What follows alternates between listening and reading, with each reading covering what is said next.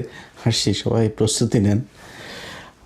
প্রথম আলো, আমরা এই প্রথম আলোর কাছ থেকে আসসালামু আলাইকুম।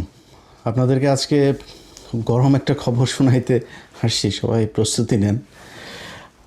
প্রথম আলো, আমরা এই প্রথম আলোর কাছ থেকে সারাদিন জ্ঞানের বাণী, সারা দেশের মানুষকে তারা জ্ঞান, কয়দিন আগে দেখেছেন আপনারা তাদের যে ভবনে পন্দে আলো আগুন দিয়েছে, সেই পন্দের আগুনের সেইটারেও তারা সুন্দর করে বানায় 1.5 মাস ধরে তারা এটারে নানান কিছু করে বানাইছে, বানায় তারপরে এক ম্যাজিক বানায় এরপরে এই দৌলতদিয়া ঘাট থেকে কিছু পোলাপানদের তুইলাই না যে কটা গেছে ওইখানে, এই যে এই পুরাপুরি দেখতে যেই কয়টা গেছি তোদের সব কটার মা দৌলতদিয়াতে বিভিন্ন ব্যাটাদের সাথে লাগায় তোদের পয়দা করছে। যেই কয়জন গেছিস একদম মন্ত্রী থেকে শুরু করে নিচ পর্যন্ত যে গেছিস তোদের সব কটার মা দৌলতদিয়ায় গিয়ে লাগায় আসছে। এটা একদম একদম মানে মন থেকে বললাম। কেন বললাম জানিস? তোরা ওইটারে গেছিস সাংবাদিক হিসাবে করতে। প্রথম আলো বাংলাদেশে সাংবাদিকতা করে না। প্রথম আলো এই দেশে ভারতের একটা শাখা অফিস হিসাবে এই দেশে কাজ করে। এরা অসংখ্য, আমরা প্রথম আলোর কী চেয়েছি? আমরা প্রথম আলো অফিস বন্ধ চাইনি তো কোনো দিন। প্রথম আলো 21শে আগস্টের যে জজ মিয়া নাটক, বিএনপি জামাত নাকি জজ মিয়া নাটক সাজিয়েছে, সেই জজ মিয়াকে প্রথম আলো টাকা দিয়ে তারপরে সেই কথাগুলো বের করেছে। অথচ এই জজ মিয়া নিজে এই একজন ক্রিমিনাল ছিল। প্রথম আলো নিউজ করেছে জজ মিয়ার কোনো মামলা ছিল না, নিরীহ নিষ্পাপ মানুষ। অথচ জজ মিয়া আমার কাছে স্বীকার করেছে প্রথম আলো তাদেরকে 2 লাখ টাকা দিয়েছে। তার নামে এর আগে আরও 5টা মামলা ছিল, 5টা মামলা। 7 বছরের জেল ছিল এক মামলায়, সেই মামলায় 2 বছর জেল খেটে তারপর জামিনে বের হয়েছে। এই হচ্ছে জজ মিয়া। সেই জজ মিয়াকে তারা নিরীহ নিষ্পাপ বানিয়ে তারপর তারেক রহমান, লুৎফুজ্জামান বাবর, তারপরে ওই যে আরেকজন রুহুল কুদ্দুস তালুকদার, ওনাদেরকে এই প্রথম আলো একদম ফাঁসি দিতে চেয়েছে। আজকে বিএনপি এইসব কথা ভুলে গিয়েছে, কিন্তু 21শে আগস্ট দিয়েই পুরো বিএনপির জিয়া পরিবার ধ্বংস করে দেওয়ার ইচ্ছা ছিল প্রথম আলোর। সেটা তারা করেছে। এবং সেটা আপনার মানে আমি বলছি সেটা না, প্রথম আলো নিজের পত্রিকাতে সেটা লিখেছে, সেগুলো আছে। আমরা এগুলো মাঝে মধ্যে আমার এই পেজে দেই, আমি ভিডিওতে বলি। তারা নিজে লিখেছে যে প্রথম আলো 2006 সালে এই নিউজ করার পরে তারপরে আবার পুনঃতদন্ত হয়। পুনঃতদন্ত হওয়ার পরে তারেক রহমান বাবর সহ আরও 30 জন আসামিকে নতুন করে এই মামলায় যুক্ত করা হয়। প্রথম আলোর বয়ান, এটা লেখা, সেই পত্রিকা আছে, আমার কাছে আছে এখনও। এখন এই প্রথম আলোর আমরা যেই মানুষগুলো এই যে সেখানে মুফতি হান্নান তার ফাঁসি হয়েছে, এখনও পর্যন্ত জেলে আছে। সেই মামলায় যারা যারা জেলে আছে, যারা জেল খেটেছে, যে 17 বছর যারা জেল খাটলো, এই যে রুহুল কুদ্দুস তালুকদার, তারপরে ডিজিএফআইয়ের তৎকালীন ডিরেক্টর মেজর জেনারেল আপনার Rezaqul Haider, major general Abdur Rahim, NSI director, এই মহাপরিচালক, তারা তো মেরেই ফেলেছে। এর কোনো বিচার নাই? এর বিচার হইতে হবে তো। অসংখ্য আলেম তারা বলেছে যে প্রথম আলো সাংবাদিকরা তারা যখন গুম ছিল তখন ভার্চুয়ালি প্রথম আলো সাংবাদিকরা ফোনে তাদের সাথে সাক্ষাৎকার নিত। তাহলে গুম থাকা অবস্থায় একজন মানুষের যে সাক্ষাৎকার নিয়েছে এবং তারা যেভাবে নিউজ করতো ওইভাবেই তাকে জিজ্ঞাসাবাদ করা হইতো, ওইভাবেই তার বিরুদ্ধে মামলা হইতো। তার মানে এই গুমের সাথে প্রথম আলো জড়িত। প্রথম আলোর কে বলি আপনাদের, এই মতি, তারপরে মতির সাথে আছে আনিসুল, সোহরাব হাসান, এরপরে হলো মহিউদ্দিন ফারুক, টিপু সুলতান, এগুলো মূল।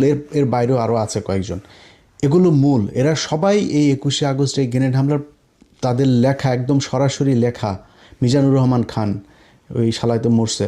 তো এরা সব হইল গিয়া মিলে জিয়া পরিবারকে বিএনপিকে পুরো ধ্বংস করে দিতে চেয়েছিল।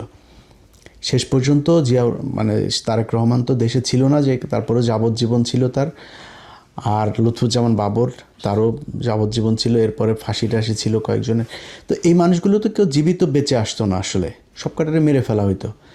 এই কাজটা এই প্রথম আলো করেছে, আমরা সেটার বিচার চেয়েছি।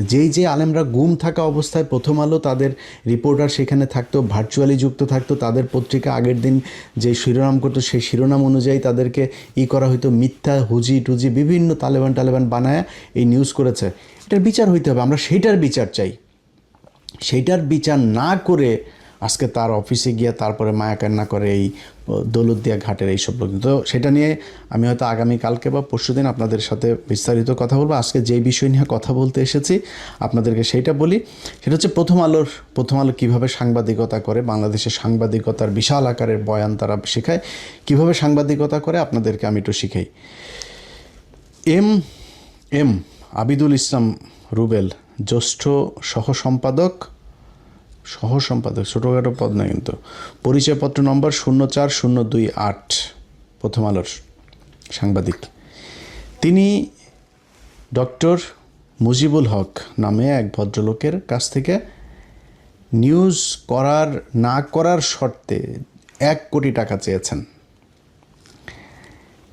সেই ব্যক্তিকে বলা হয়েছে তিনি কয়েকজন পেশেন্ট নাকি তার কাছে, প্রথম আলোর এই সাংবাদিকের কাছে গিয়ে অভিযোগ করেছে তার স্টিম সেল নিত ওই ডাক্তারের কাছ থেকে কয়েকজন পেশেন্ট, সেই পেশেন্টদের মধ্যে তার রিলেটিভও একজন আছে, তারা তার কাছ থেকে কোনো রেজাল্ট পায় নাই, এখন তার ক্ষতিপূরণ দিতে হবে। তো ক্ষতিপূরণ কত দিতে হবে? ক্ষতিপূরণ দিতে হবে হলো 30 লাখ টাকা। এই 30 লাখ টাকা যদি না দেয় তাইলে 1 কোটি টাকা দিতে হবে এই সাংবাদিকরে, 2 দিনের মধ্যে দিতে হবে। আচ্ছা, আমরা প্রথমেই আপনাদের প্রমাণ সহই দেখাই। প্রথমে আমরা এই মুজিবুল হকের সাথে জনাব এম আবিদুল ইসলাম রুবেলের যে কনভারসেশন আছে সেই রেকর্ডটা আমরা একটু শুনি, চলেন। সালাম আলাইকুম। আবিদ ভাই, সরি মাত্র বেরোলাম আমি একটু, ওই যে মানে এখানে দেরি হয়ে তো নামাজ পড়তে পড়তে, বুঝছেন? সরি, তো আমি বের হয়ে ভাইকে কল দিলাম, তো ভাইয়া বলতেছে যে এত টাকা কেন? তো এখন তো বলে কি এত টাকা তো ম্যানেজ করতে পারি নাই, বুঝছেন ভাই। এখন টোটাল আপনি কত টাকা হলে চলবে ভাইয়া? ওই যে 30 লাখ টাকা। তো আপনি এতগুলো টাকা কি পেশেন্টকে দেওয়া লাগবে? ভাই এইটা এখন নতুন করে আবার কি বলছিলাম? ভাইয়া তো আমার সচিব সাহেব, বুঝছেন তো, উনি খালি আমাকে বলছে তুই এত টাকা দিবি, এত টাকা তোর কি? ভাইয়া বলছে এত টাকা কেন দে, এরকম কথা হলো, বুঝছেন? ওরা তো আপনাদেরকে আরো বেশি দিচ্ছে, তাই না? কারণ যদি ক্ষতিপূরণ মামলা ওরা করে, ক্ষতিপূরণ কিন্তু অনেক বেশি গুণ হয় আর কি, হ্যাঁ, নানা কিছু হিসেব করে।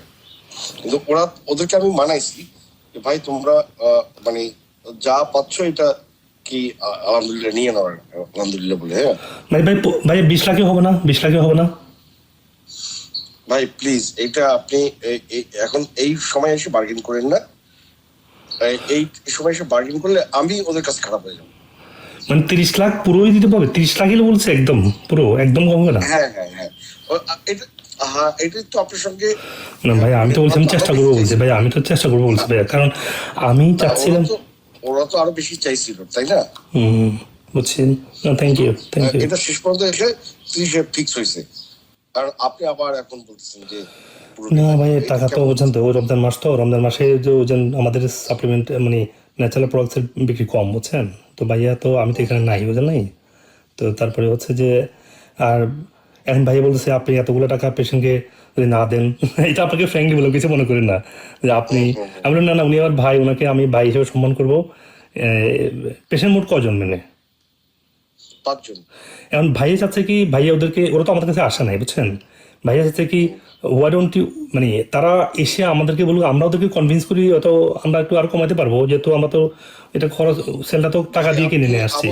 আবার সে ইয়েতে যাচ্ছেন। এখন আপনি বিষয়টা হচ্ছে যে আমি আপনাকে একটা ফাইনাল কথা বলে দিই। জি বলুন। আপনি আজকে যদি এটা না পারেন না দেন দেন আপনি ওদের সঙ্গে বোঝেন, আমি মাঝখানে নাই। ওটাই ভাইয়া, ওদের সাথে বসে একটু টাকাটা কমাতে পারে কিনা? 30 লাখ টাকা আপনি ওদের সঙ্গে বসেন, ওরা বসতে চাই কিনা আমি জানি না, আর আমার কাজ আমি করি, ঠিক আছে? আপনি কি করবেন? আপনি একটু ম্যানেজ করে দেন, আপনি ভাই আমাকে হেল্প করছেন ভাইয়া। না, আমি ম্যানেজ করবো কেন? আমি তো ম্যানেজ করার জন্য, আমি তো ম্যানেজ করেছি, ঠিক আছে? সেটা আপনি কিভাবে নিচ্ছেন বা কেন এরকম করছেন আমি জানি না, বাট আপনি তাইলে আপনি ওদের সঙ্গে আলাপ করেন। ওদের আইডি কার্ড আছে? আপনি একটু দিবেন, একটু আইডি কার্ড বা ফোন নাম্বার, অ্যাটলিস্ট ফোন নাম্বারটা দেন, আমি একটু কমাতে পারি কিনা দেখি। পারবেন না ভাই, আমি আপনাকে বলি পারবেন না। আপনার যে আত্মীয় আছে না, আপনার আরো ক্ষতি হবে। আপনার যে আত্মীয় আছে না উনাকে দেন, উনি তো আপনার কথা শুনবে। উনাকে আমি কথা বলি একটু যে ভাই দেখেন আমি তো আমি তো আমার কথা তো শুনেই তো আপনাকে 30 করছে, তাই না? তো এখন ভাইয়া যেটা হয়েছে যে আমি একটু মাঝখানে আমি আমেরিকাতে তো আমি থাকতাম দেশে ভাই, এটা কোনো ব্যাপারই ছিল না। আমি আপনার হাতে বসে পেছনের হাতে বসে হ্যাঁ একটা মিউচুয়াল ফান্ড, এখন আমি তো টাকা তো ম্যানেজ করতে হচ্ছে, করলাম ভাই, কাজ তো করতেছি। তো যেটা হচ্ছে বাইরে বলতেছে কি যে মিস্টেক হলে আমরা এটা পেছনের হাতে সমাধান করি, হ্যাঁ বুঝতে পারছেন, যে আমরা যদি উপকার না পেয়ে থাকে এটা আমরা কথা বলি, আমরা তো অল্প দিব পরে দিব বেশি দিব, এত টাকা একসাথে তো দিদি মানে খুব কষ্ট হয়ে যাচ্ছে ভাই। আপনি বলছেন রক্ত পানি করা টাকা না, আর আমার তো ন্যাচারাল প্রোডাক্টসের ইনকাম কিন্তু কম বুঝছেন, আর স্টেম সেল তো খুব দামি বুঝেন না। তখন আমরা তো 6 মাস ধরে করতেছি না। আপনি যেটা বলছেন যে মহাখালী করতেছি এটা ঠিক না বুঝছেন, মহাখালী আমাদের কোনো অফিস নাই বুঝছেন, আমরা এটা আগে বন্ধ করে দিয়েছি। মহাখালী আপনি যেতে বলছেন, মহাখালী আপনার অফিস নেই, এটা কি বলেন আপনি? ও বলছি থার্ড পক্ষ, এটা যদি থার্ড পার্টির অফিস তাহলে আপনি যেতে ওখানে আমরা বসলে তাহলে আপনার প্রথম আলো অফিস হলো না, আমার ওয়েলনেস সেন্টারও হলো না, মাঝখানে একটা থার্ড পার্টিতে বসলে একটা মানে সুবিধা হতো আর কি বুঝছেন। এখন আমার ভাই তো সজীব মানুষ তো ভাই, আপনি ভাইয়ের আপনার দেখা করতে যাচ্ছে না, ওই যে রেজাগিরি করতে যাচ্ছে, আবার বলতেছে কি তুই রেজাগিরি করতে যাচ্ছে, আবার বলতেছে কি তুই এত টাকা দেখা করবে কেন? আমরা তো ধানমন্ডি যাওয়ার কথা আছে, তাই না? না উনি বলে কি না আমি দেখা করতে পারবো না, বলে কি আমি মিটিং আছে আমি পারবো না, এটা আমার এইসব কাজে আমি নাই, তুই এত টাকা দিবি, তুই মানে তোর মানে পেশেন্টের সাথে কথা বলে কমাতে পারি কি না, ভুল আমরা তো হয়তো উপকার পাই নাই, আমরা তো এটা ভুল স্বীকার করতেই পারি, আমরা সরি বলি, আমরা মাপ চাই, ভুল করছি, আমরা উপকার পান নাই, কিন্তু এত টাকা দিব আমি একটু মাঝখানে ঝামেলা করে দিলাম। আমি ওই আমার পুরো নিউজটা লেখা আছে, আমি আজকে আপনাকে পাঠিয়ে দেবো না, হ্যাঁ অফিসে কি আমার অফিসে কম্পিউটার লেখা আছে, পাঠিয়ে দেবো না, তারপর আপনি নিউজটা পড়ে দেখেন যে মানে কি আর কি, ঠিক আছে? আচ্ছা নিউজটা পাঠান দেখি, হ্যাঁ ঠিক আছে। আর আমরা আজকের মধ্যে না পারলে কালকের মধ্যে ইনশাআল্লাহ একটা ব্যবস্থা হয়ে যাবে। না আমি ভাই আমি আই এম সরি, ঠিক আছে? আপনি আপনার পথে চলেন, আমি আমার পথে চলি। হ্যাঁ তাহলে ভাই অ্যাটলিস্ট পেশেন্টের নাম্বারটা দেন না, আমি কথা বলি ভাই। আমি আপনাকে টাকা দিব আমি প্রমিস করছি না ভাই, আমি কিন্তু ওই আমার ভাই মাঝখানে তো আমি তো দেশে নাই, হ্যাঁ এটা আপনাদের ভাইয়ের কথা হয়েছে, এখন ভাই বলে কি আমি তো আপনি গতকালকে কি বলেছিলেন বলেন তো ভাই? আমার ভাই বলছে আমি ওখানে 10টার মধ্যে আমি টাকা ম্যানেজ করে দিচ্ছি, এখন ভাই বলছে ঘুম থেকে করে বলছে এই তুই এটা এত টাকা দিবি, এটা টাকা কি গাছে ধরে, হ্যাঁ এই আমি কথা বলি তুই না পারলে, হ্যাঁ তো এগুলো আর কি। আচ্ছা ঠিক আছে, আমাকে ফোন দিতে বলেন আপনার ভাইকে। আচ্ছা বলতেছে, আচ্ছা আপনাকে ওর সাথে কথা বলবো নি, আর একটা জিনিস হচ্ছে আপনি রিপোর্টটা একটু আমাকে দেন, আর কালকের মধ্যে একটা ব্যবস্থা করতেছি ইনশাআল্লাহ। আপনাকে একটা কথা বলি, আপনার ভাই তো ওই যে নিজেকে তুলসী পাতা বলে জাহির করছে, আপনার ভাইয়ের কি সমস্যা সেটাও আমার কাছে আছে, মাহবুল হক সাহেব। হ্যাঁ না ভাই উনি তো স্বচ্ছ মানুষ, আসলে আপনি কথা বলে বোঝেন না, উনি তো কিন্তু একদম মানে অনেস্ট মানুষ বুঝছেন, আর আমরা তো আপনি তো বুঝছেন আমাদের কিন্তু পুরো কাজের মধ্যে কোনো আমরা আমি আপনাকে একটা সুন্দর একটা উদাহরণ দেবো। আমার জীবনের প্রথম অ্যাসাইনমেন্ট ছিল সেটা, হ্যাঁ আমি তখন আজকের কাগজ পত্রিকা ছিলাম। আচ্ছা আজকের কাগজ আমার মেজো তো সাংবাদিকতা করতো, উনি তো আজকের কাগজ ছিল। আজকের কাগজ, হ্যাঁ আজকের কাগজ, না আজকের আওয়াজ, সরি আজকের আওয়াজ, ওই যে ছাত্রলীগের ওই যে শামীম ভাই আছে না, শামীম ভাই করতো আর কি। আচ্ছা এটা মূল ধারার না আর কি? না মূল ধারার না। ঠিক আছে, তো যাই হোক আজকের কাগজে আমি একজন ওই আপনার কাস্টম জাজ, ঠিক আছে, তার দুর্নীতি নিয়ে আর কি নিউজ করতে গেছিলাম। তখন আমি ক্রাইম রিপোর্টিং করতাম আর কি, ঠিক আছে। আচ্ছা তো আপনার এত ভালো মানুষ রে ভাই, মনে করেন যে দাঁড়িয়ে আছে, নামাজ পড়ে নামাজের দাগ পড়ে ফেলাইছে, কিন্তু তার যে কি দুর্নীতি, পরে সে আমার সামনে হচ্ছে আমাকে ব্ল্যাকমেইল করার জন্য, আমাকে করার জন্য সে আমার সামনে ব্রিফকেস তুলে ধরছে, সেই 1999 সালের কথা। হ্যাঁ সে আমাকে 10 লাখ টাকার অফার, আমি বলি আপনার টাকা আপনার কাছে রাখেন, এগুলা আমার জন্য না আর কি, এটা অন্য কাউকে দিয়ে। আমি পরে ওই লোকের চাকরি চলে গেছিল আর কি, আমি আমার নিউজে আর কি। না থ্যাংক ইউ, আপনি তো ভালো কাজ করছেন। আপনি আমার উপকার করতেছেন অবশ্য, আমি অনেক, কিন্তু আমার ভাই না, এখন ভাই বলতেছে কি, আপনি, ভাই বলছে আমি কথা বলি, কিন্তু এত টাকা দেওয়ার দরকারটা কি, এত টাকা ভাই বলছে এত টাকা দিবি, এটা কোনো পেশেন্টকে উনি সব টাকা দিবে কিনা? আমি বললাম ভাই উনিকে তো আমি ভাই হিসেবে আমাকে হেল্প করতেছে, উনাকে আমি সম্মানই দিব আলাদা, এটা আলাদা, কিন্তু উনি পেশেন্টদেরকে পেশেন্টদের আইডেন্টিটি দিচ্ছেন না, এটা ভাইয়ের কথা। আমাকে তুই আইডেন্টিটিগুলো আমাকে দে, তারপরে আমি কনভিন্স হবো। আপনার সঙ্গে কালকে আমার কি কথা হলো ভাই, আপনি আজকে আবার এটা করতেছেন, সুতরাং মানে আপনারা অনেক ভেজাইলের লোক, ঠিক আছে। আমি আজকে মানে আপনার আজকের পরে আমি আপনাকে বলি, আপনার ভাই বলুক, বন্ধু বলুক, ইমতিয়াজ বলুক, অমুক বলুক, তমুক বলুক, সেটা আমার কাছে কোনো বিষয় না। আমি আজকে 4টা পর্যন্ত আপনি সময় দিয়েছিলেন, 4টার পরে আমি এখন আর আপনাকে আর কোনো ফোন দেবো না। আপনি ফোন দিয়েছেন, আপনার ফোন রিসিভ করবো, আপনি মেসেজ দেবেন যে অমুক জায়গায় যান, আপনার লোকদের টাকাটা নিয়ে চলে যান, ঠিক আছে। আমার সঙ্গে হচ্ছে ওনাদের একজন প্রতিনিধি থাকে ভাইয়া, প্রথম সামনে টাকাটা আপনারা ওই প্রতিনিধির হাতিয়ে দেবেন, ঠিক আছে ভাই। প্রথম আলোর সামনে যাওয়াটা তো এটা রিস্কি না, এই ভাই এটা বলতেছে আপনাকে আমাদের না। অফিসে আপনি আসতে। প্রথমে, আমি তো ধানমন্ডি যেতে চাইছি, আপনি তো সেটা ওই যে করলেন। 11টার পর বলছেন, 12টার পর আপনি পারবেন না, এটা বলছি। তাহলে 11টার মধ্যে হওয়া লাগতো আর কি, কিন্তু 11টার মধ্যে ভাইয়া ফোন ধরছে 10:15 সময়, বুঝছেন। এখন ভাই আমাকে এগুলো বলতে পারে, টাকা তো হয়, ঠিক আছে। আপনি একটার মধ্যে করেন, আমি এখান থেকে বের হয়ে আপনার ওখান থেকে ওকে টাকা বুঝিয়ে দিয়ে আমি অ্যাসাইনমেন্টে চলে যাবো, ঠিক আছে। ওকে, আমি জানাচ্ছি, একটু পরে জানাচ্ছি ভাইয়া। Thank you. একটার মধ্যে করেন, আমি ঠিক আছে। ওই একটার মধ্যে আমি আপনি 4টা পর্যন্ত সময় দিচ্ছিলেন তো ভাইয়া। টাকাটা একটু ভাইয়া আমাকে কি ভাইয়া, টাকাটা ভাইয়া বলছে, এটা বলছে পুরোটা ম্যানেজ করতে পারে নাই, আপনি কি একটু কমায় ম্যানেজ করতে পারবেন? বাকিটা পরে দেবেন, তাহলে কত? আচ্ছা, আমি জানাচ্ছি। ওরা চাচ্ছে টোটালি 30 চাচ্ছে, 30-এর কম হয়েছে নাকি? 30-এর কম হবে? হ্যাঁ, 30-এর কমে হবে না। হ্যাঁ, আচ্ছা ঠিক আছে, আমি জানাচ্ছি। Thank you. কালকে থেকে আপনি বুঝবেন যে কি সমস্যা। ওকে, আমি কালকের মধ্যে একটা ব্যবস্থা করতেছি ইনশাআল্লাহ। না কালকে না, কি আবার কালকে? আশ্চর্য ব্যাপার। আচ্ছা, আমি জানাচ্ছিলাম, আপনি কালকে বাকি 10 দেবেন। আপনি একটু কথা বলে জানাই ভাইয়া, আমি তো রাত হয়ে গেছে। আজকে 20 দেবেন, কালকে বাকি 10 দেবেন। আপনি 15 মিনিটের মধ্যে আমাকে জানান, ঠিক আছে। আজকে 20, কালকে বাকি 10। জানাচ্ছি। অথবা সবকিছু বাদ দেন, কোনো আমার কোনো রিলেটিভ নাই, কিছু নাই, ভিকটিম আমি কাউকে চিনি না। আমি নিউজ করব, নিউজ থামানোর জন্য কত দেবেন আমাকে? 1 কোটি। না, আপনি এখন রাগ করে না ভাইয়া, আপনি ভালো না, আমি রাগ করি না, কিছু না। আমি নিউজ করবো। হ্যাঁ, আমাকে আপনি আজকে সন্ধ্যার মধ্যে 1 কোটি টাকা পাঠাবেন, অথবা নিউজ হবে। ওকে, আমি করতেছি, আমি কথা বলতেছি, জানাচ্ছি আপনাকে। অথবা আজকে আপনি ওই ভাই, আপনি আমাকে ভয় লাগাচ্ছেন, আমি ভয় লাগছে, আপনি আমাকে ভয় দেখাচ্ছি না, আমি আপনাকে কোনো ভয় দেখাচ্ছি না। আপনি ভয় লাগছে, আমি জানাচ্ছি ভাই, একটু ওয়েট করেন। 3টার মধ্যে 20 লাখ টাকা মিনিমাম পাঠিয়ে দেন, আর বাকি 10 লাখ টাকা কালকে বা পরশু দেবেন, ঠিক আছে। ঠিক আছে, আমি জানাচ্ছি, সেটা পরে নির্ধারণ হবে। শুধু 1 টাকা যদি হতে পেশেন্ট যে আসতো, আজকে কালকের সমাধান হয়ে যেত, বুঝছেন। কোনো পেশেন্ট কিছু আসবে না, বললাম তো। পেশেন্টকে আর আমি পেশেন্ট চিনিও না, কিছু না, ঠিক আছে। এই টাকা আমি নিচ্ছি। আমি জানাচ্ছি আপনাকে ভাই। সমস্যা আছে আপনার? আমি জানাচ্ছি ভাই, একটু ওয়েট করেন ভাই। আসসালামু আলাইকুম। ওকে। আচ্ছা দেখেন, এখানে কয়েকটা পয়েন্ট। উনি বলছেন যে কিছু পেশেন্ট তার কাছে ক্ষতিগ্রস্ত হয়েছে, সেই পেশেন্টদেরকে তিনি তার কাছে নিয়ে, সেই পেশেন্টদের সাথে ডাক্তার নিচে কথা বলতে চায়, ঠিক আছে। আমি তাদের যদি আমার দ্বারা ক্ষতি হয়ে থাকে, আমি ক্ষতিপূরণ দিব, আমি কথা বলতে চাই। সেই পেশেন্টদেরকে তার সামনে নিয়ে আসবে না। আচ্ছা, তারপরেও ধরলাম সে পেশেন্টদের আনবে না, পেশেন্ট আসতে চায় না, সে 30 লাখ টাকায় মধ্যস্থতা করে দিতে চায়, ঠিক আছে। সাংবাদিক হিসেবে সে বিশাল এক সামাজিক দায়বদ্ধতা থেকে সে এই দায়িত্ব পালন করছে, সরকার তাকে দায়িত্ব দিয়েছেন, এখন তিনি এটা করলেন।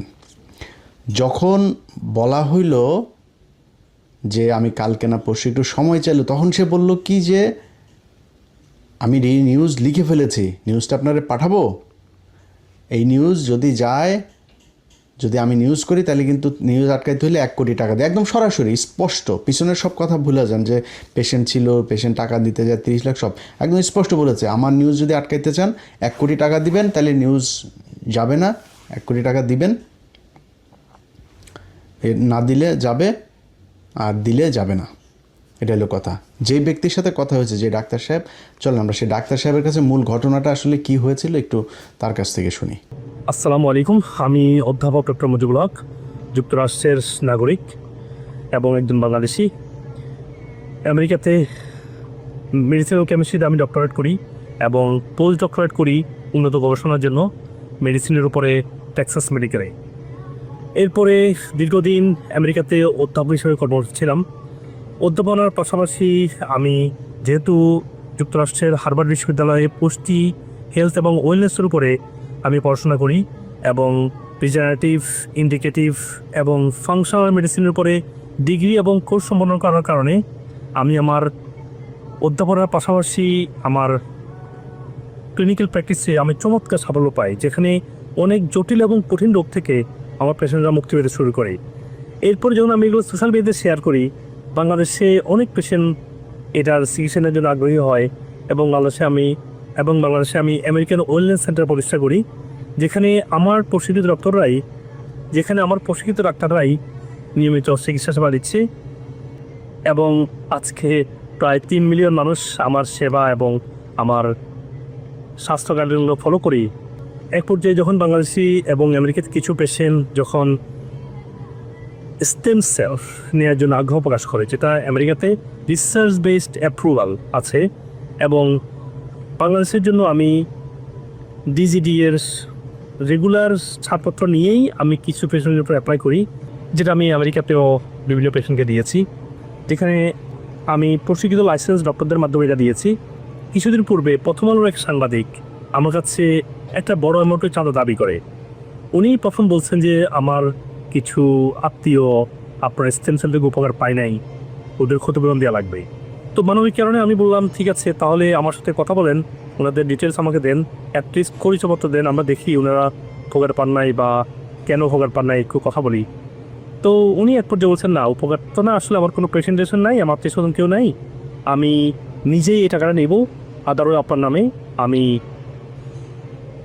অনেকগুলো বিষয়ে আমি প্রতিবেদন প্রকাশ করবো প্রথম আলোতে। আমি ব্যাপারটা মতিউর সাহেবকে ওনার পুরো ভয়েস রেকর্ডিং এবং ওনার যে আমাকে যে হুমকি দিচ্ছিল টাকার যে অ্যামাউন্টটা, আমি সব কিছু মতিউর রহমানকে তুলে ধরি। উনি বলছে ঠিক আছে, আমাকে একদিন সময় দেন, আমি এটার মধ্যে কিছু একটা ব্যবস্থা নিচ্ছি। অনেকদিন হয়ে যাওয়ার পরেও মতিউর রহমান সাহেব কোনো প্রতিবেদন, কোনো প্রতিকার বা কোনো আপডেট আমাকে জানান নাই। আমি ইদানিং দেখতে পাচ্ছি আমাদের ঢাকা অফিসে এবং আমেরিকাতে আমার সেলফোন নাম্বারে নিয়মিত বিভিন্ন পত্রিকার সাংবাদিকরা আমাকে রেগুলার কল দিয়ে যাচ্ছে, বাংলাদেশ থেকে আমার কাছে চাঁদা দাবি করছে, এবং এই যে চাঁদাবাজি, এই যে প্রতারণা, এটা কোনোভাবে কাম্য নয়। আমি বাংলাদেশের কর্তৃপক্ষের কাছে আবেদন জানাবো, এই কুচক্রী মহল যারা সাংবাদিক নামের কলঙ্ক, তাদের বিরুদ্ধে দ্রুত ব্যবস্থা নেওয়া হোক। আচ্ছা, এই বিষয়টা নিয়ে আমরা মতি ভাইয়ের সাথে কথা বলেছিলাম। মতি ভাইয়ের আমি নিজেও ফোন দিয়েছিলাম, ওনার ওয়াইফ নাকি খুব অসুস্থ, এই জন্য উনি কথা বলতে পারেন নাই। ওনার সাথে আমি কথা বলবো, 2-1 দিনের ভিতরেই বলবো যে ওনার আসলে ওনার বিরুদ্ধে তো অনেক কিছুই করলাম, তো ওনার সমস্যাটা কোথায়, ইসলামের ব্যাপারে ওনার সমস্যাটা কই, এটা একটু ওনার কাছ থেকে আমার শোনার আছে, এই জন্য আমি কল দিব। আর মতির সাথে কিন্তু আমার সম্পর্ক কিন্তু যে খারাপ ছিল কখনো, আমি যখন সাংবাদিকতা করছি, আমি কিন্তু প্রথম আলোর কিন্তু অ্যাওয়ার্ড পাওয়া অনুসন্ধানী সাংবাদিকতায় আমি কিন্তু প্রথম আলো অ্যাওয়ার্ড পাওয়া রিপোর্টার। সো আমার ওনার সাথে আমার এটা একটু জানার আছে, আমি ওনার কাছ থেকে শিখতে চাই যে আসলে সমস্যাটা কী, ওনার ইসলাম নিয়ে এত চুলকানিটা কেন। এই যে গতকালকে একটা নিউজ হয়েছে, উত্তরবঙ্গে একটা গ্রামে তারা গান বাজনা করতে দিবে না, এটা তারা সেই গ্রামে, সেইটার বিরুদ্ধে প্রথম আলো আর বিবিসি টিভি, তারপর আনন্দবাজার, আরে বাবা পাগল হয়ে গেছে, আর ওর গ্রামেও গান বাজনা বাজাইতে, ওর গ্রামের মানুষ তোমার কাছে এসে কমপ্লেন করছে, মামলা করছে, কোনো সমস্যা আছে? গান বাজনা বন্ধ হইলে ওদের সমস্যা, বিশাল সমস্যা। অনেক জায়গায় যখন ওয়াজ বন্ধ হয়ে যায় তখন কিন্তু প্রথম আলোর সমস্যা হয় না, ওর মূল সমস্যাটা হলো ইসলাম। তো এটা জানার জন্য আমি ওনারে ফোন দিব 2-4 দিনের ভিতরে, জিজ্ঞেস করবো যে ভাই সমস্যা কী, একটু বলেন তো, আপনার আসলে কী চান। আপনি একটা পয়সাপাতি তো আল্লাহর রহমতে আল্লাহ কম দেয়নি, এরপরে আপনি ট্রান্সকমে আছেন, পত্রিকার এই বিশাল ইনকাম, তো ছেলে একটা বানাইছেন শাসা, এই শাসার ধরেন জীবনটার দিকে একটু তাকান, মাদক, নারী, এই ড্রাগ এগুলো নিয়ে সারাদিন থাকে, আপনার কাছেও সে থাকে না, আপনি নিজেই তার ঘর থেকে বের করছেন, আপনার ঘরে আল্লাহ দিয়ে দিছে, এটা আজাব। তো আপনার সাথে একটু কথা বলে আমি একটু জানবো যে সমস্যাটা কোথায়, আসলে কি চান, কেন এরকম করেন, কেন ইসলাম নিয়ে কী হয়। তো ওইটা যখন কথা হয় তখন আপনাদেরকে হয়তো জানাবো যে ওনার সাথে আমার কি কথা হয়েছে। আর এবার আমরা ওই আবিদুলের একটু বক্তব্য শুনে আসি, চলেন। আবিদুল কি বলে, যে সাংবাদিক চাঁদা চেয়েছে, সেও আমাদেরকে বক্তব্য দিতে, তো তার কাছে শুনি, চলেন কি বলে সে, তারও তো একটা উত্তর জানা দরকার। হ্যাঁ, আসসালামু আলাইকুম আবিদুল ইসলাম ভাই, কেমন আছেন? জি নমস্কার। হ্যাঁ, জি, ভালো আছি। আমি হিমেল নিউ ইয়র্ক থেকে বলছি। কেমন আছেন? আমি আসলে হিমেল? হ্যাঁ হ্যাঁ হিমেল, আমি ওই যে একটা বিষয় আপনাকে ফোন দিয়েছিলাম, সেটা হচ্ছে গিয়ে মুজিবুল হকের একটা বিষয় আমরা জানতে পারলাম। সেটা হচ্ছে আপনি নাকি ওনার কাছ থেকে নাকি 1 কোটি টাকা চাঁদা চেয়েছেন। আসলে বিষয়টা কি ভাই? না, আমি এক কথা জানতে চাইনি, ঠিক আছে? এটা উনি ভুল ব্যাখ্যা দিয়েছেন। হ্যাঁ, আর আপনি হিমেল, আপনার পরিচয়টা কি দিবেন? আমি একটা সময় চ্যানেল 24 এর এক সময় ফরমাল সাংবাদিক ছিলাম। দক্ষিণ আফ্রিকায় আমি প্রতিনিধি ছিলাম। তো এখন আমি আমেরিকাতে আছি। জি। আচ্ছা, আমেরিকাতে আপনি মানে কি কোনো পত্রিকার সঙ্গে আছেন? না, পত্রিকার সঙ্গে নাই, বাট আমি বিভিন্ন জায়গায় এমনি নিউজ টিউজ করি আর কি। আচ্ছা, জি। উনি একটা ভুল ব্যাখ্যা দিচ্ছেন। আমি কোনো ওনার কাছে কোনো চাঁদা দাবি করিনি বা না। কেন আমি ওনার কাছে চাঁদা দাবি করবো? হ্যাঁ, জি উনি হচ্ছে যেটা হচ্ছে যে উনি ওই একটা বাংলাদেশের একটা ওনার প্রতিষ্ঠান আছে, ঠিক আছে, জি আমেরিকান ওয়েলনেস সেন্টার। হ্যাঁ, জি জি তো এইটা হচ্ছে ওই ওখান থেকে উনি হচ্ছে এই স্টেম সেল থেরাপি বলতে একটা জিনিস আর কি, ওইটা উনি যে কোনো রোগের জন্য ব্যবহার করছে। তো ওখানে আমার কিছু আত্মীয়, হ্যাঁ, জি কয়েকজন ওখানে চিকিৎসা নিয়ে ওইটা ওনারা কোনো উপকার পায়নি, ওনারা নিজেদেরকে প্রতারিত মনে করছে। তো জি ওইটা নিয়ে আমি ওনার সঙ্গে কথা বলেছিলাম। হ্যাঁ, জি জি তো ওইটা একটা পর্যায়ে ওনার সঙ্গে কথা বললে উনি ওনার ভুলটা স্বীকার করেছেন এবং উনি এটার জন্য ক্ষতিপূরণ দিতে চেয়েছিলেন। হ্যাঁ, আচ্ছা আচ্ছা কিন্তু ওই ওই ক্ষতিপূরণ নিয়ে উনি হচ্ছে তাল বাহানা শুরু করেন, আজ দেবেন কাল দেবেন, এখন দিবেন না কিছু, মানে ওনারা চিকিৎসা করছে ওখানে হচ্ছে আপনার 85 লাখ প্লাস টাকা আর কি। হ্যাঁ, জি জি তো উনি তো বারবার এটা ওইটা করতেছেন, ঠিক আছে জি আপনার। তো উনি করে না, তখন আমি ওনাকে বললাম যে দেখেন, আমি তখন আমার পেশাগত পরিচয় আমি দিয়ে ওনাকে আমি একটা ভয় দেখানোর চেষ্টা করছি যে হয়তো উনি মানে এটা করবে, মানে উনি তাড়াতাড়ি ক্ষতিপূরণটা দিয়ে দিলেন আর কি, ঠিক আছে। জি উনি করলেন কি, ওইটা খণ্ডিত অংশ করে ওই আপনার যেমনটা বললাম, এটা উনি আমার অফিসে পাঠাইছে আর কি, ঠিক আছে। জি জি অফিসে পাঠাইছে, অফিস আমাকে শোকজ করছে, আমি শোকজের জবাব দিছি। এটা আমি এখন পর্যন্ত মানে অফিসে আমার লড়াই করতে হচ্ছে আর কি, ঠিক আছে। জি জি এই হচ্ছে বিষয় আর কি।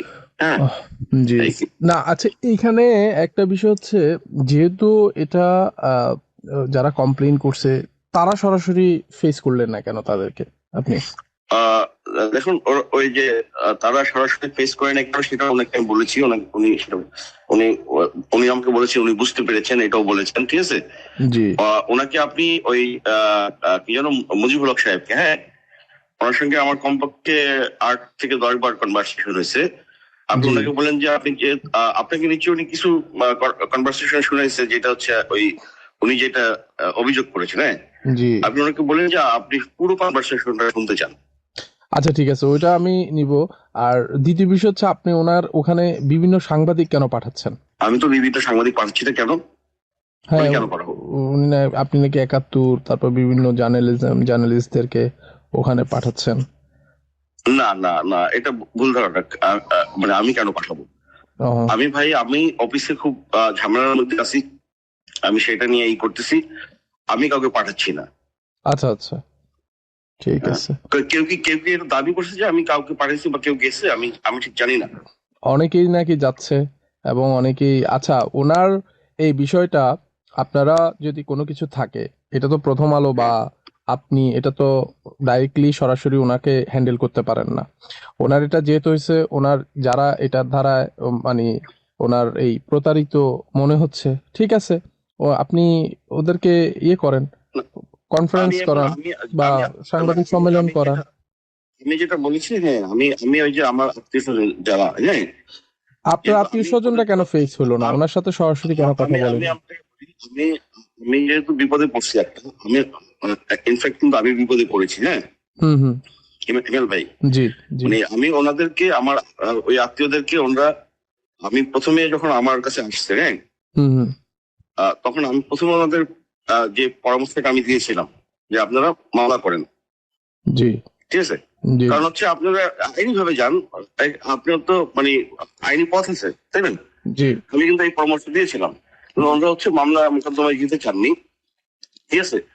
তো আমি একটু চেষ্টা করেছি যে মনে করেন যে মানে মানবিক দিক বিবেচনা করে, তারপরে যেহেতু হয়নি এবং এখন উল্টো আমি বিপদে পড়েছি, ঠিক আছে, সুতরাং আমি আমার আত্মীয়দেরকে আমি বলে দিয়েছি যে আমি ভাই অপারক, হ্যাঁ, আমি পারবো না, আপনাদের মতো আপনারা যদি যা খুশি তা করেন, আমি আপনাদের সঙ্গে এটা নিয়ে নাই।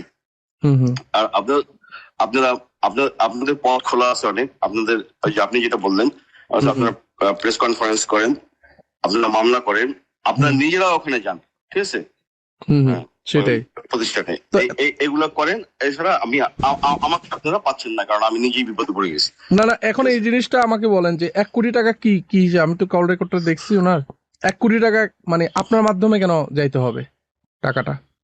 আরে এটা বললাম তো, আমি ভাই এটা নিজে এখন বিপদে পড়ছি, আমি এটার জন্য সরি, ঠিক আছে, আপনি ঘুরেন না এটা। হ্যাঁ, যাই হোক, এই হইল গিয়ে আপনার প্রথম আলোর সাংবাদিক, তার ব্যাপারে নাকি অফিসে কি হচ্ছে তা আমরা জানতে চাই। প্রথম আলোতে আমরা নিউজ দেখতে চাই, তার ঘরের মধ্যে চাঁদাবাজ, এই চাঁদাবাজের ব্যাপারে তারা কি পদক্ষেপ নেয় আমরা জানতে চাই। আর হইল গিয়া মতি ভাইয়ের সাথেও কথা হয়েছে, মতি ভাইয়েরও জিজ্ঞেস করা হয়েছিল যে আপনি এটা কি করবেন। মতি ভাই উল্টা বলে দিয়েছে যে ওই ব্যক্তিও খারাপ, ওই ডাক্তারও নাকি খারাপ, এই জন্য এর কাছ থেকে চাঁদা নেওয়া জায়েজ আছে। মতি ভাইয়ের একটু বক্তব্যটা শুনেন। হ্যালো, আসসালামু আলাইকুম, মতিউর রহমান স্যার, কেমন আছেন? আছি, কে বলছেন? স্যার আমি মোহাম্মদ হিমেল, আমি নিউ ইয়র্ক থেকে বলছি। বলেন। জি স্যার, প্রথম আলোর আপনার অফিসের আব্দুল ইসলাম রুবেল, আরিফ ওনার নাম, উনি একটা জায়গা থেকে ফোনে প্রায় 1 কোটি টাকার মতো চাঁদা চেয়েছে স্যার। হ্যাঁ, ঠিক আছে, এটা আমি জানি। হ্যাঁ স্যার, দেখছি। না ওইটা তো অবশ্যই স্যার। স্যার এই যে উনি এটা করলো, আপনারা তো কোনো এই বিষয়ে কি কোনো পদক্ষেপ নিছেন কিনা? অনেক কিছু নিচ্ছি, আপনাকে জমা করুন, অফিস থেকে দেবে, এটা অফিস জানবে ব্যবস্থা কি হচ্ছে, এটা দেখা যাবে। জি। আর যার জন্য বলছেন তিনি বোধহয় অনেক কিছু ভালো করেন। জি ঠিক আছে স্যার, ওইটা ঠিক আছে, উনি যদি ভালো যদি না করে স্যার, না স্যার উনি অনেক কিছু ভালো করেন, এটা আমাদের ধারণা, আমাদের ব্যবস্থা কি করেন সেটা করছি। জি স্যার, কারণ আমি একটা জিনিস স্যার বলি আপনাকে, স্যার আপনি আমার কথাটা একটু শুনেন স্যার, আপনি যদি কথা না বলেন তাহলে হবে স্যার, আমরা আপনাদের কাছে প্রত্যাশা করি। না আমি আপনি অন্যভাবে নিয়েন না স্যার, আমি অন্যভাবে নিয়েন না স্যার, আপনি যদি কথা না। যাই হোক, বাংলাদেশের প্রশাসন, সাধারণ মানুষকে তো বললাম, সাধারণ মানুষ আপনাদের কাছে অনুরোধ থাকবে ভাই, আমি যখন প্রথম আলোর বিরুদ্ধে শুরু করেছি সেই থেকে তারা 22 মিলিয়নে আটকে আছে, এখান থেকে উঠতে পারছে না, কিন্তু এখান থেকে বের হইতে হবে। আপনার পাশে যদি কেউ থাকে, ওর ফোনটা নিয়ে তারপর এই দেই তোর ফোনের মধ্যে তোর ফেসবুক থেকে প্রথম আলোর ফলো করা আছে কিনা, ওর ফোনটা নিয়ে ওটা আনফলো করবেন, নিজে ফলো করা থাকলে আনফলো করবেন, ওদের ইউটিউব চ্যানেল থেকে আনসাবস্ক্রাইব করে তারপরে বের হয়ে যাবেন। ওদেরকে চারিদিকে, ওদের পত্রিকা এলাকায় পড়বেন না, কারোর ঘরে ওর পত্রিকা, মানে এটা মাথায় রেখেন, ওরে যদি 1 টাকা ওর অফিসে দেন এই পত্রিকা কিনে, ওই টাকাটা ইন্ডিয়া আমাদের বাংলাদেশের পেছনে, আমার ইসলাম ধর্মের বিরুদ্ধে এই টাকাটা ব্যবহার হবে। সো এখন সিদ্ধান্ত আপনাদের, প্রশাসনের কাছে। আজকের এই তথ্য প্রমাণ এগুলো দেখার পরে আপনারা তো চান না যে প্রথম আলোতে আক্রমণ হোক, প্রথম আলোর বিরুদ্ধে মানুষ আইন হাতে তুলে না, এটা তো চান না। তাহলে আইন আপনারা আগে করেন, এটারে ইমপ্লিমেন্ট করেন। যদি আপনারা এক্সিকিউট করতে পারেন তাহলে মানুষ আইন হাতে তুলে নেবে না। এই চাঁদাবাজের ব্যাপারে প্রশাসনের কি অ্যাকশন সেটা আমরা দেখতে চাই, এবং যারা যেসব দৌলতদিয়ার পোলাপান জন্ম নেওয়া মালগুলো যারা প্রথম আলোতে এই কদিন গিয়েছিল তাদের কাছ থেকে আমরা এখন শুনতে চাই যে প্রথম আলো কী সাংবাদিকতা করে। যাই হোক, ভালো থাকেন, আল্লাহ হাফেজ।